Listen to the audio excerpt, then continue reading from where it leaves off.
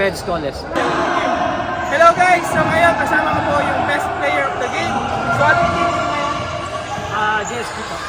JSD. Okay. So ang gusto nyo ma-achieve sa JSD as a team na yung adjustment para manalo.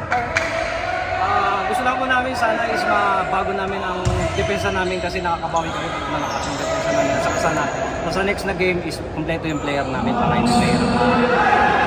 Dumating kayo sa ganitong kahabang 5 Sundays. So sa inyong team, ano yung ma-convert nyo, win or lose, ano ang balak nyo sa coming Sunday? Ang mabuo lang ang team namin at saka yun nga, yun lang ng depensa at teamwork na rin. Okay, so last question kuya.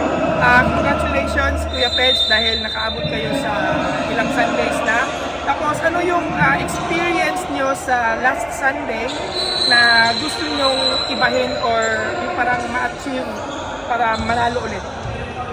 Ang gusto namin ma-achieve is yung teamwork and defense talaga. Hindi kami magpo-focus sa depensa. Okay, okay, Peds Coles in the house. Thank you so much everyone and see you again next Sunday.